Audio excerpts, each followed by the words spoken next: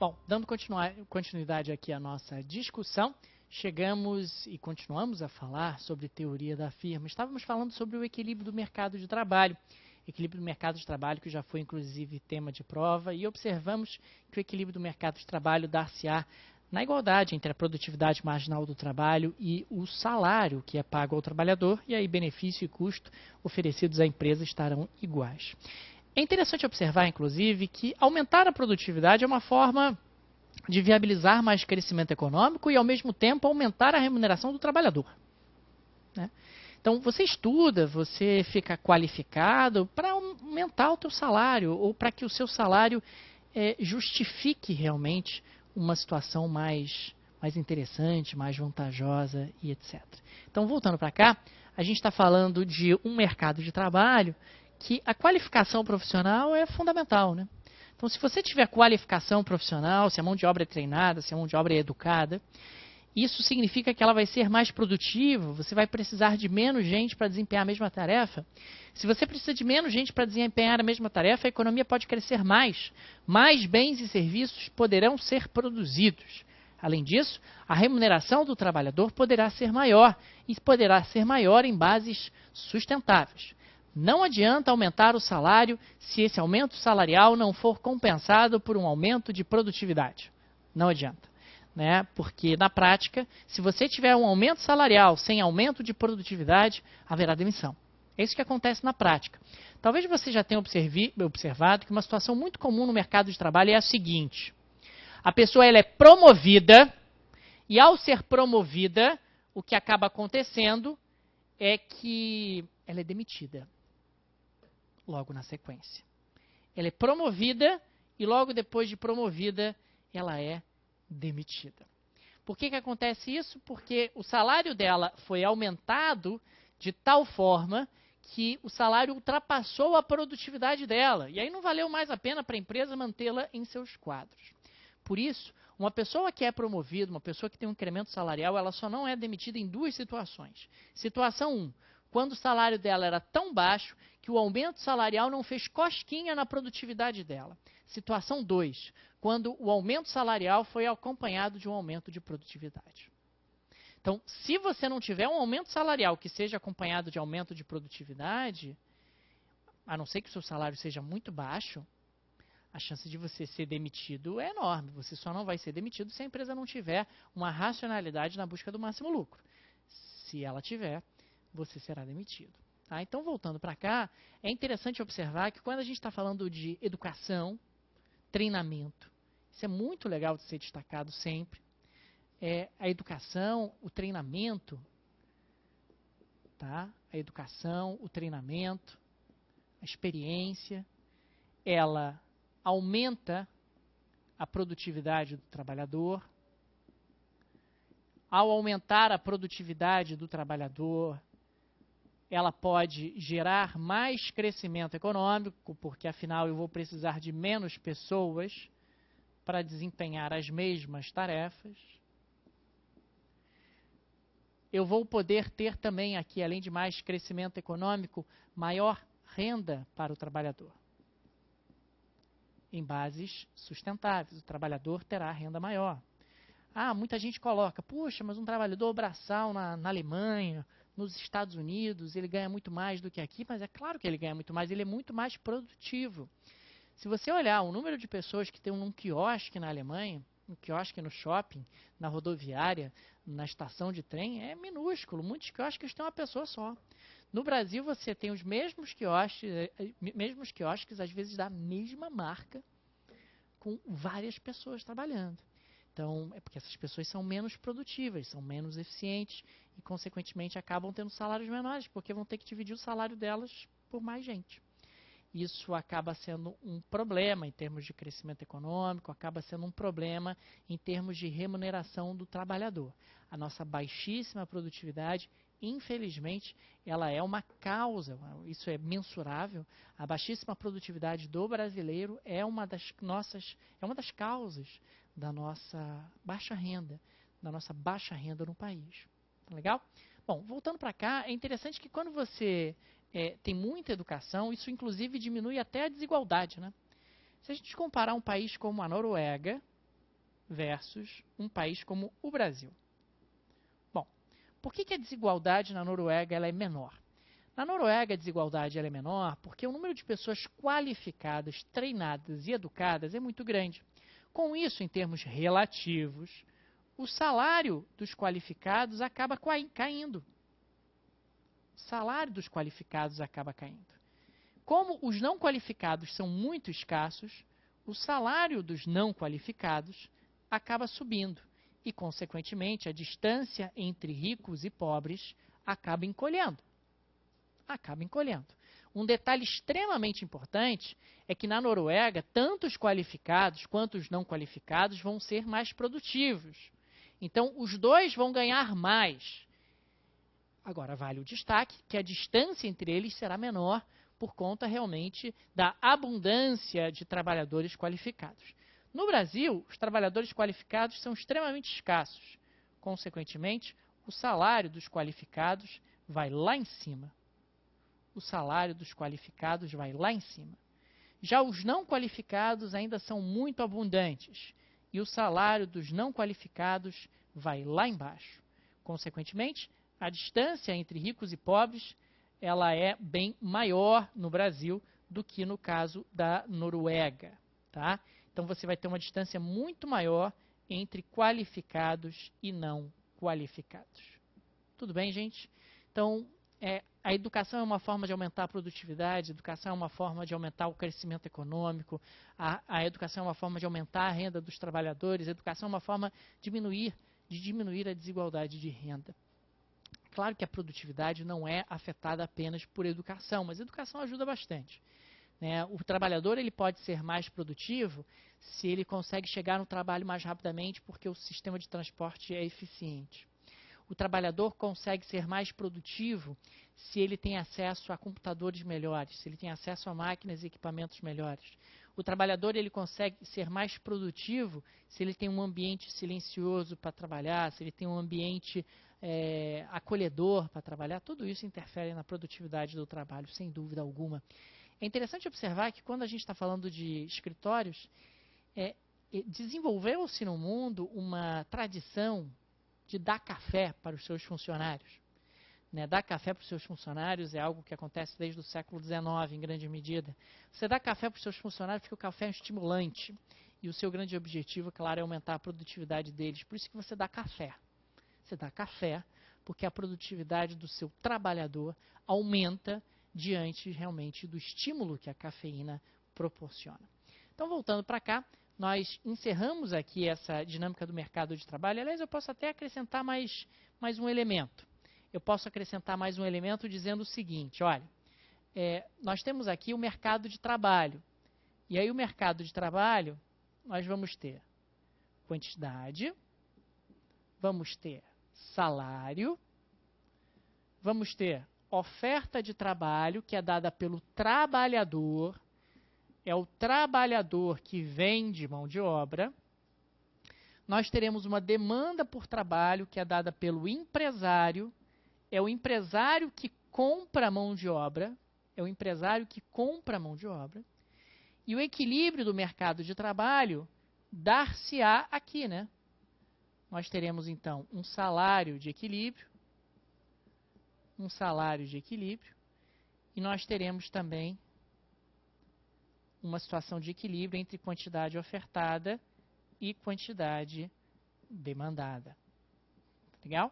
Então, nós estaremos com o mercado de trabalho em equilíbrio. E claro que naquele ponto de equilíbrio, a produtividade marginal do trabalhador é igual ao salário real deste mesmo trabalhador. Então, a educação acaba sendo um elemento determinante para você ter um mercado de trabalho azeitado, um mercado de trabalho que funciona com qualidade, um mercado de trabalho que acaba tendo uma estrutura realmente saudável. Tudo bem? Então, podemos observar com clareza aí que o mercado de trabalho ele é muito influenciado pela produtividade dos nossos trabalhadores. Bom, vamos avançar um pouquinho? Agora, eu quero falar de uma empresa que utiliza dois insumos, capital e trabalho, e tem a possibilidade de combiná-los. Olha só, gente, como é que isso funciona na prática? Nós vamos ter aqui as curvas de indiferença, entre aspas, da firma. No eixo vertical, eu tenho a quantidade de capital.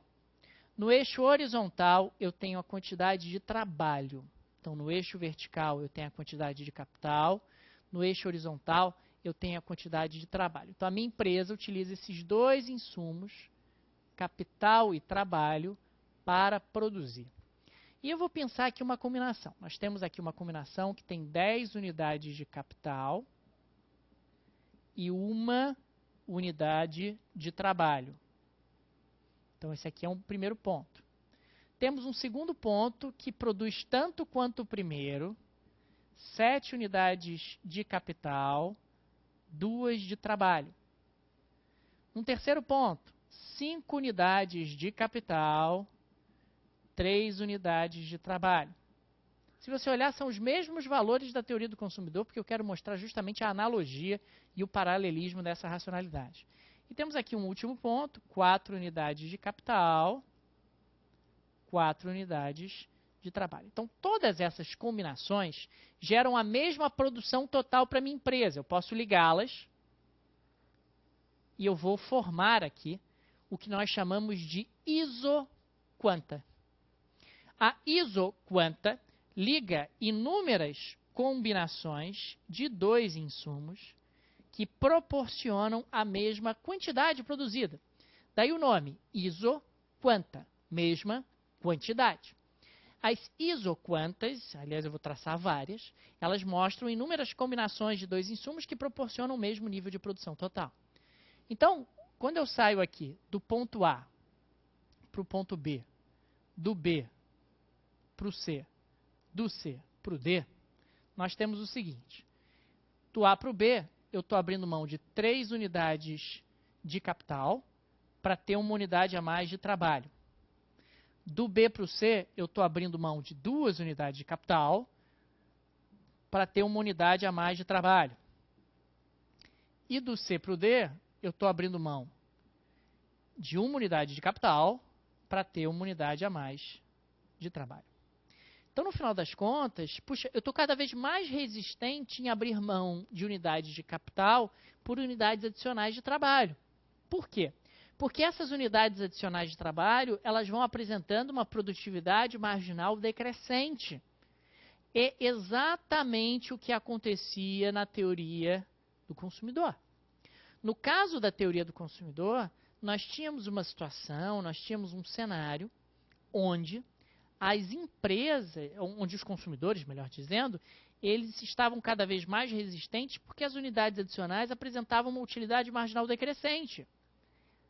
Aqui, nós estamos cada vez mais resistentes em abrir mão de unidades de capital por unidades adicionais de trabalho, conforme eu vou escorregando na curva, porque nós estamos observando que a produtividade marginal do trabalho ela está diminuindo. Então, é normal que as isoquantas tenham essa curvatura convexa em relação à origem. Tenham essa curvatura convexa em relação à origem. E aí é o mesmo raciocínio que nós tínhamos lá na teoria do consumidor. Eu posso aqui pensar uma cesta E. Uma combinação E que é melhor do que a combinação A, que é melhor do que a combinação B, que vai produzir mais do que qualquer uma das duas. E aí eu posso construir uma outra isoquanta, uma isoquanta preta. Posso construir uma outra isoquanta para baixo também, combinação F. Uma combinação F, outra isoquanta. E assim sucessivamente, né? Eu posso traçar inúmeras isoquantas, posso construir esse mapa de isoquantas. Gente, é a mesma coisa, é o mesmo raciocínio da teoria do consumidor. É exatamente o mesmo raciocínio da teoria do consumidor. Então, eu estou cada vez mais resistente em abrir mão de unidades de capital por unidades adicionais de trabalho. Por quê? Porque conforme o capital vai ficando mais escasso, ele vai ficando mais produtivo. Conforme o trabalho vai ficando mais abundante, ele vai ficando menos produtivo. Exatamente como acontecia na teoria do consumidor. Exatamente como acontecia. Só que lá, a utilidade marginal era decrescente. Aqui, a produtividade marginal é que é decrescente. Lá, a utilidade marginal era decrescente, aqui é a produtividade marginal que é decrescente. Nós estamos diante aí de um cenário onde a inclinação da curva de indiferença ela pode ser medida pela chamada taxa marginal de substituição técnica. A taxa marginal de substituição técnica é a variação na quantidade de capital dividido pela variação na quantidade de trabalho, de tal maneira a manter o nível de produção total constante. De tal maneira a manter o nível de produção total constante. Então, é a variação na quantidade de capital dividido pela variação na quantidade de trabalho, de tal maneira a manter o nível de produção total constante. Então, a taxa marginal de substituição técnica ela também pode ser vista como o que vai medir a inclinação da isoquanta. A inclinação da isoquanta. Da mesma maneira que a taxa marginal de substituição, ela media a inclinação da curva de indiferença. Então, só para deixar aqui um exemplo, se nós medirmos a taxa marginal de substituição técnica ao sair do ponto A para o ponto B, variação na quantidade de capital, menos 3. Variação na quantidade de trabalho, mais 1. Consequentemente, valor, menos 3. Se medirmos a taxa marginal de substituição técnica quando eu saio de B para C. B para C. Variação na quantidade de capital, menos 2. Variação na quantidade de trabalho, mais 1, menos 2. E assim sucessivamente. A gente vai tendo a variação na quantidade de capital dividido pela variação na quantidade de trabalho. Variação na quantidade de capital dividido pela variação na quantidade de trabalho. E dessa forma, a taxa marginal de substituição técnica ela vai sempre caindo, né? Ela vai sempre caindo conforme eu vou escorregando aqui na curva. Ela vai sempre caindo porque, na prática, a curva está cada vez menos inclinada, ela está cada vez mais deitada. Então, a gente tem a taxa marginal de substituição técnica quando eu saio de A para B, eu tenho a taxa marginal de substituição técnica quando eu saio de B para C. Tá? Então, a gente vai ter a variação na quantidade de capital dividido pela variação na quantidade de trabalho. Então, taxa marginal de substituição técnica mede a inclinação da isoquanta, mede a inclinação dessa curva, onde nós temos inúmeras combinações de capital e trabalho, para as quais nós estamos diante aí, de uma produção total constante. Né? Isoquanta vem de mesma quantidade, isoquanta. De novo, o paralelismo em relação à teoria do consumidor é perfeito. Né? Na teoria do consumidor, nós tínhamos curvas de indiferença. Na teoria da firma, nós temos isoquantas. Na teoria do consumidor, nós tínhamos taxa marginal de substituição. Na teoria da firma, nós temos taxa marginal de substituição técnica.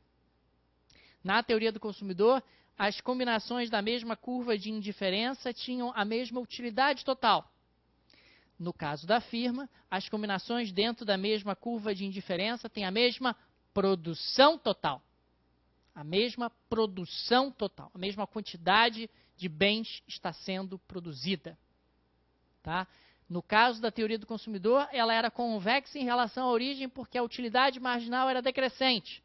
No caso da teoria da firma, ela é convexa em relação à origem porque a produtividade marginal ela é decrescente.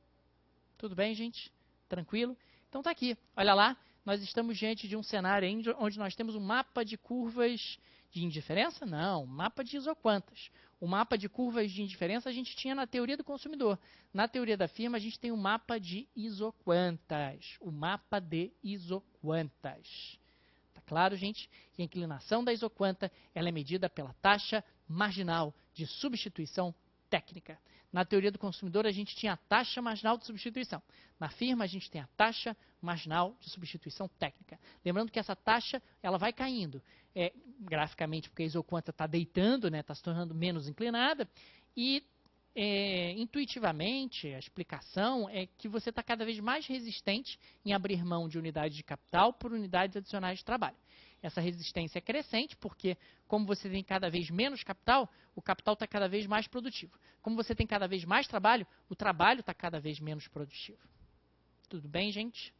Tranquilo? O trabalho está cada vez menos produtivo. Avançando um pouquinho, depois da isoquanta, nós temos a, entre aspas, restrição orçamentária da firma.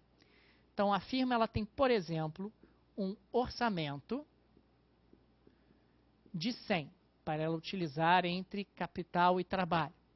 O preço do capital, unitariamente, é igual a 10. O preço do trabalho, unitariamente, também é igual a 10. Então, como é que vai funcionar a, entre aspas, restrição orçamentária dela? Vai funcionar da seguinte maneira. Então, a gente tem no eixo vertical a quantidade, o número de unidades de capital. No eixo horizontal, a quantidade, o número de unidades de trabalho. Se eu utilizar todo o meu orçamento de 100 apenas para comprar capital, eu vou comprar 10 unidades de capital. Se eu usar todo o meu orçamento apenas para comprar trabalho, eu vou comprar 10 unidades de trabalho. Ligando esses dois extremos, nós teremos aqui a nossa isocusto. Isocusto, entre aspas, é a restrição orçamentária da firma. Tá? Mas ela tem esse nome isocusto porque todas as combinações por ela ligadas têm o mesmo custo, né? Um custo de 100. Todas as combinações por ela ligadas têm o mesmo custo, um custo de 100. Então, a isocusto, ela delimita o universo de cestas, de combinações, de capital e trabalho que a firma pode escolher. A firma pode escolher qualquer combinação que esteja dentro da área deste triângulo retângulo. A firma pode escolher qualquer combinação que esteja dentro da área deste triângulo retângulo. E aí o raciocínio em relação à teoria do consumidor é o mesmo. Ou seja, você tem aqui, né, uma situação inicial, onde eu tenho quantidade de trabalho L, quantidade de capital K. Nós temos aqui uma restrição orçamentária inicial, que tem, restrição orçamentária não, isocusto, né? Tem como extremos 10 e 10. Se o orçamento da minha firma, sair de 100 e for para 120, a isocusto, ela muda. Né? A isocusto da minha firma, ela vai ser modificada. Deixa eu até colocar aqui para ficar mais claro. Então, imagina que o orçamento da minha firma saiu de 100 para 120. A isocusto deixa de ser a linha preta e passa a ser a linha vermelha, onde eu tenho nos extremos 12 e 12. Então, essa é a nova isocusto. O deslocamento é paralelo. Não há nenhum tipo de alteração na inclinação da isocusto quando eu mudo apenas o orçamento da firma. Tá? Agora, se eu tiver uma mudança nos preços relativos, exatamente como havia acontecido com as firmas. Com as firmas não, com os consumidores. Então nós temos aqui quantidade de capital, quantidade de trabalho. Originalmente nós estamos aqui no 10 e 10. Tá? 10 e 10. Bom, o que acontece se o preço do capital, ele for aumentado de 10 para 20? Bom, aí nós teremos uma nova isocusto, que terá como extremos aqui 5 e 10.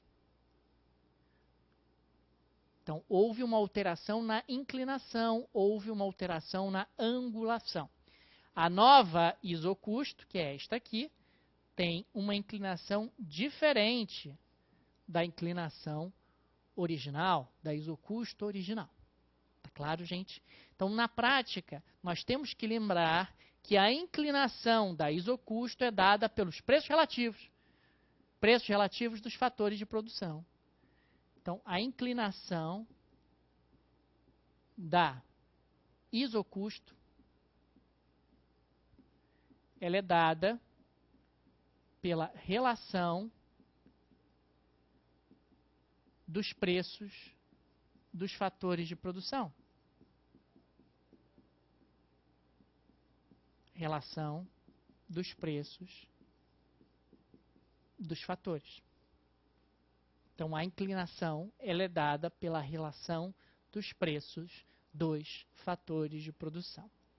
Muito provavelmente você já está enxergando onde nós vamos chegar. Nós vamos chegar numa situação análoga à da teoria do consumidor. Então, nós construímos aqui o mapa de isoquantas da firma, lembrando que isoquantas não podem se cruzar, assim como acontecia no caso das curvas de indiferença, que nunca, jamais, em hipótese alguma, se cruzam. As isoquantas também não podem, nunca, jamais, em hipótese alguma, se cruzar. Vimos aqui a isocusto da minha firma, né, qual é o ponto ótimo da minha firma, qual é a culminação ótima da minha firma. Combinação ótima não, qual é a delimitação orçamentária da minha firma. Agora sim nós vamos para a combinação ótima. Nós vamos para o equilíbrio. Equilíbrio, quer dizer o ponto ótimo, a combinação ótima. Então nós temos aqui, no eixo vertical, quantidade do insumo capital. No eixo horizontal, quantidade do insumo trabalho. Temos aqui a isoquanta.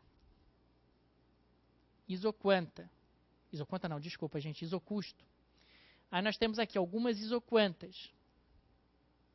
Primeira isoquanta. Segunda isoquanta. Deixa eu até caprichar um pouquinho mais. Segunda isoquanta. Terceira isoquanta. Não ficou legal de novo. Desculpa, gente, deixa eu caprichar um pouquinho mais. Outra isoquanta. Outra isoquanta. Agora sim. Aí nós temos aqui algumas combinações. Combinação A. Combinação B. Combinação C. E a combinação D. De novo, como acontecia na teoria do consumidor, a combinação ótima é a combinação B. É a tangência da isocusto com a isoquanta de maior nível de produção. Essa é a combinação ótima. É a combinação otimizadora. É a combinação que minimiza os custos da empresa. Tá? Porque eu consigo produzir o máximo possível ao menor custo possível para aquela produção, para aquela quantidade. Então, a solução da teoria da firma, do ponto de vista alocativo, são as mesmas soluções que nós havíamos visto na teoria do consumidor. Solução 1, meramente descritiva. A solução ocorre no ponto de contato,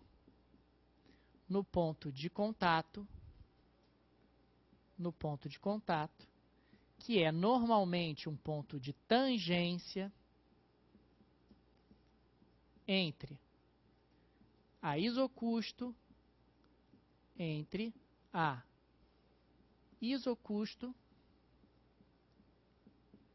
e a isoquanta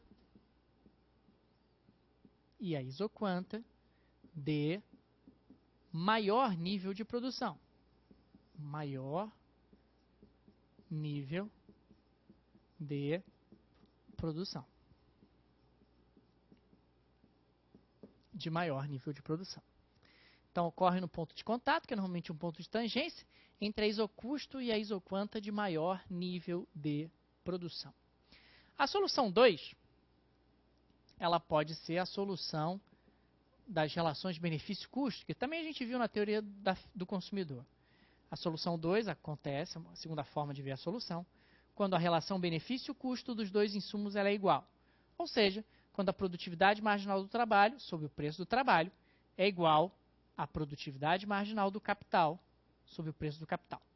Se a relação benefício-custo dos dois insumos estiver igual, a empresa ela estará num ponto confortável, no qual ela não tem nenhum interesse em trocar de lugar.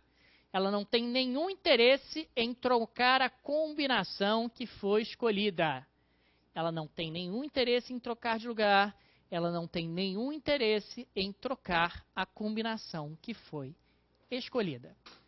Uma solução 3, uma terceira forma da gente encontrar a solução, é lembrar que no ponto ótimo, a taxa marginal de substituição técnica ela é igual à relação de preços.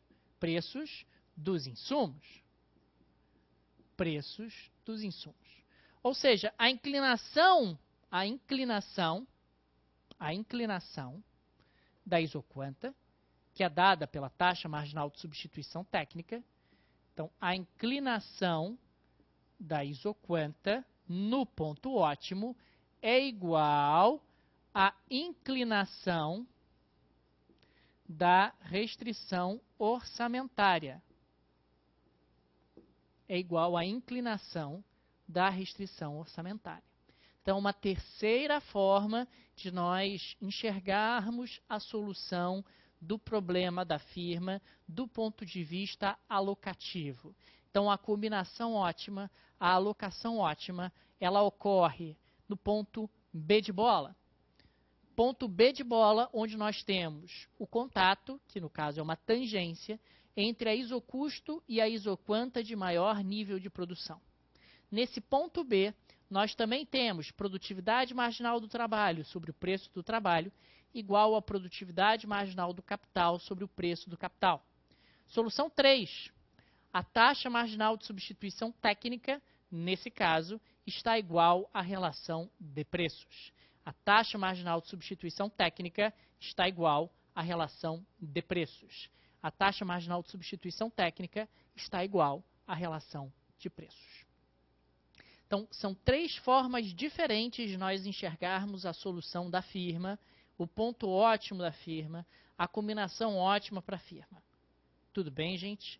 Olhem, o paralelismo em relação à teoria do consumidor é perfeito, tá? Na teoria do consumidor, nós tínhamos três soluções muito parecidas com essas. Só que ao invés de isocusto, era restrição orçamentária. Ao invés de isoquanta, era curva de indiferença. Ao invés de produtividade marginal, era utilidade marginal. Ao invés de taxa marginal de substituição técnica, era simplesmente taxa marginal de substituição. Assim como acontece na teoria do consumidor, no caso da teoria da firma, a prova adora os casos irregulares. Tá? Adora os casos irregulares. E nos casos irregulares, nós temos aqui dois insumos que são substitutos, quando eu troco um pelo outro, e dois insumos que são complementares, ou seja, que são utilizados juntos. Acontece exatamente como acontecia na teoria do consumidor. Quando nós estamos diante de dois insumos que são substitutos, as isoquantas, ao invés de serem curvas, elas são retas. As isoquantas, ao invés de serem curvas, elas são retas. Então está aqui. Essas são as isoquantas quando nós estamos diante de dois insumos que são substitutos. Dois insumos que são substitutos. Como a isoquanta é uma reta, nós podemos dizer que, nesse caso, a taxa marginal de substituição técnica ela é constante.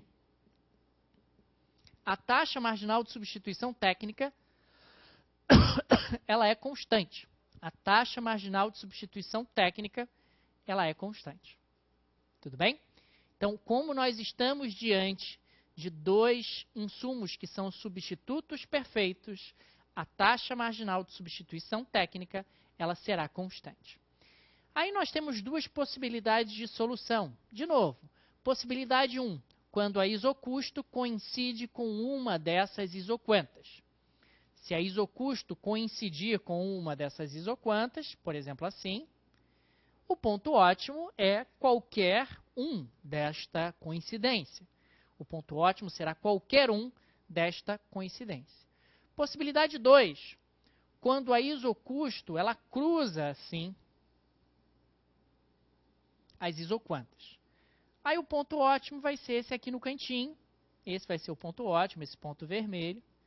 Porque nesse ponto ótimo, vou até trocar de cor para não confundir aqui com a descrição, né, da taxa marginal de substituição técnica. Deixa eu botar azul.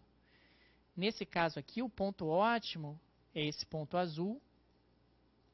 E aí nesse ponto azul, é o único ponto, né, dessa isoquanta de maior nível de produção aí que a gente consegue alcançar. Tá? Então nesse ponto azul aqui, nós temos o ponto ótimo. É o ponto ótimo do ponto de vista alocativo. É uma solução de canto. Então, nós temos duas possibilidades, né? Ou a isocusto coincide com uma das isoquantas, e aí o ponto ótimo é qualquer um daquela coincidência, ou a gente tem essa curva aí atravessada, e aí a gente chega a um ponto ótimo numa solução de canto. Então, nós temos aqui quantidade de capital, quantidade de trabalho. No caso de complementares, aí vai ser aquela situação que nós também vimos na teoria do consumidor. As isoquantas, elas formarão ângulos retos. Formarão ângulos retos. E aí o ponto ótimo vai ser sempre um bico aqui, né? Vai ser sempre um bico aqui. Esse vai ser o ponto ótimo. Ponto ótimo. E aí a gente tem que lembrar sempre o seguinte, e a taxa marginal de substituição? Acontece exatamente como na teoria do consumidor. A taxa marginal de substituição, quando for nesse trecho aqui, né, quando for nesse trecho, a gente vai estar diante de uma taxa marginal de substituição que ela é infinita. Eu estou disposto a abrir infinitas unidades de capital para ter uma unidade a mais de trabalho.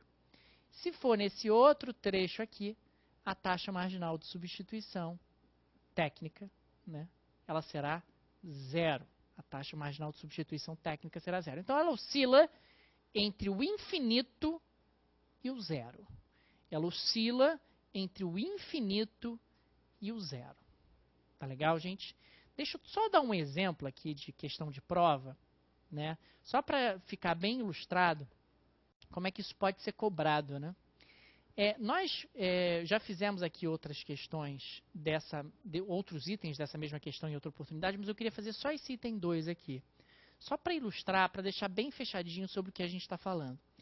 Sabendo-se que a função de serviços administrativos de determinado órgão público exige um computador para cada funcionário, gente, se exige um computador para cada funcionário, é porque computadores e funcionários são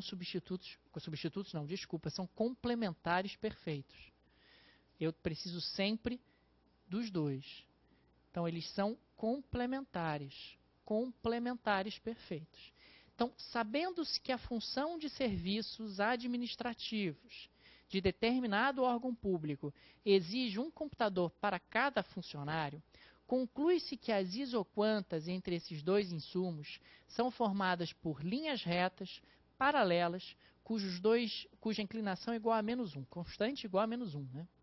Embora constante não esteja sendo dito.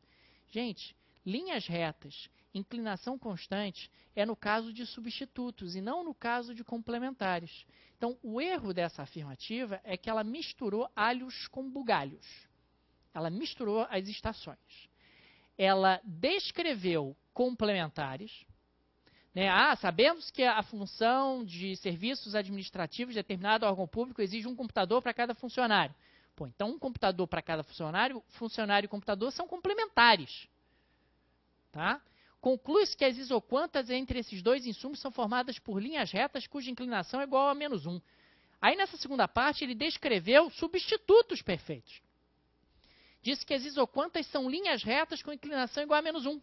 Então, na parte inicial, ele descreveu complementares e na parte final, ele descreveu substitutos. Ele misturou as estações. Misturando as estações, a afirmativa ela está errada. A afirmativa ela está errada. A afirmativa ela está errada. Então, voltando para cá, só para a gente encerrar aqui a nossa discussão em relação ao nosso encontro de hoje, um encontro muito denso, muito pesado. O tema teoria da firma realmente é muito pesado, não se assustem com isso. É normal realmente esse certo desconforto, mas aos poucos esse desconforto ele vai diminuindo. Então, a gente partiu aqui da nossa análise de teoria da firma, a firma como uma maximizadora de lucros, ela não é uma maximizadora de receita, ela não é uma minimizadora de custos, ela é uma maximizadora da distância entre receita total e custo total. Receita total é preço vezes quantidade. Custo total é custo fixo mais custo variável. Vimos que receita total média é receita total dividido pela quantidade. Custo total médio é custo total dividido pela quantidade. Custo fixo médio é custo fixo dividido pela quantidade. Custo variável médio é custo variável dividido pela quantidade. Receita marginal é o incremento na receita total gerado por uma unidade adicional. O custo marginal é o incremento no custo total gerado por uma unidade adicional. Horizontes temporais de análise. Curtíssimo prazo. Todos os insumos são fixos. Curto prazo, pelo menos um insumo é fixo, pelo menos um insumo é variável. Longo prazo, todos os insumos são variáveis. Vimos aqui, economias de escala, eu aumento a produção e o custo total médio cai. Deseconomias de escala, eu aumento a produção e o custo total médio sobe. Então, toda empresa começa com economias de escala, atinge a escala ótima e depois passa a ter deseconomias de escala. Rendimentos crescentes de escala, eu aumento todos os insumos numa determinada proporção e a produção aumenta mais do que proporcionalmente. Rendimentos constantes de escala, eu aumento todos os insumos numa determinada proporção e a produção aumenta na mesma proporção. Rendimentos decrescentes de escala, eu aumento todos os insumos numa determinada proporção e a produção aumenta menos do que proporcionalmente. Economias de escopo, é mais barato produzir dois produtos juntos do que separadamente. Deseconomias de escopo, é mais barato produzir separadamente do que juntos. Vimos aí que os fatores de produção, via de regra, por conta da lei dos rendimentos decrescentes, incrementam a produção total cada vez menos. Vimos que se a produtividade marginal do trabalho tiver maior do que o salário, a empresa contrata. Se a produtividade marginal tiver menor que o salário, a empresa demite. Se a produtividade marginal tiver igual ao salário, eu estou num cenário de equilíbrio, onde eu nem contrato, nem demito. Vimos, inclusive, graficamente, contratar, demitir, ponto de equilíbrio, quantidade de equilíbrio. Mercado de trabalho equilibrado, quando a produtividade marginal do trabalho é igual ao salário. Vimos a educação, o papel da educação, né, aumentando a produtividade, gerando mais crescimento, aumentando a renda do trabalhador, inclusive diminuindo a desigualdade de renda. Vimos o mercado de trabalho, onde a oferta é dada pelo trabalhador, a demanda é dada pela empresa, e existe aqui uma tendência ao equilíbrio, onde a produtividade marginal do trabalhador vai ser igual ao salário real desse trabalhador. Vimos aí a formação das isoquantas, curvas onde você tem a mesma quantidade. Iso, mesmo, quanta, quantidade. Então, engloba combinações de capital e trabalho, onde nós temos a mesma quantidade sendo produzida. Então, taxa marginal de substituição técnica, taxa de troca entre um insumo pelo outro, de tal maneira a manter a produção total constante. Também mede a inclinação da isoquanta, taxa marginal de substituição técnica, também mede a inclinação da isoquanta, E vimos que as isoquantas, normalmente, têm esse comportamento convexo em relação à origem. Vimos a isocusto, que é, entre aspas, a restrição orçamentária da firma. O deslocamento da isocusto é paralelo quando o orçamento da firma é modificado, e nós temos uma alteração da inclinação quando temos uma mudança nos preços relativos. Então, a inclinação da isocusto é modificada quando a relação dos preços dos fatores é modificada. Equilíbrio. Vimos que o equilíbrio ocorre no ponto de contato, que é normalmente de tangência, entre a isocusto e a isoquanta de maior nível de produção. Solução 2. Vimos que quando a relação benefício-custo de todos os fatores estiver igual, a empresa está numa situação de equilíbrio. Solução 3, quando a inclinação da isoquanta é igual à inclinação da restrição orçamentária. Não, gente, desculpa. Opa, olha o vício aqui. Inclinação da isocusto. Legal, vamos poder fazer uma pequena correção aqui. Inclinação da isocusto. Agora sim. Restrição orçamentária para o consumidor. Aqui a gente está falando de firma. Avançando um pouquinho, temos aí os substitutos perfeitos e os complementares perfeitos. Tá? Os substitutos perfeitos e os complementares perfeitos. Então, vimos que os substitutos perfeitos, nós temos aqui a taxa marginal de substituição técnica constante. Aqui a gente tem o ponto ótimo no canto. Temos aqui os complementares perfeitos. Nos complementares perfeitos, nós temos aqui essa inclinação formando ângulos retos, né? Então, ou a taxa marginal de substituição técnica será infinita, ou ela será zero. Tá? E vimos aqui um exemplo de questão de prova, onde nós tivemos aí uma situação em que misturou alhos com bugalhos, serviços administrativos complementares perfeitos e linhas retas paralelas que são de substitutos. Tudo bem, gente? Tranquilo? Foi uma aula pesada, foi uma aula densa. E a gente encerra aqui. Obrigado, um abraço e até a próxima. Tchau, tchau.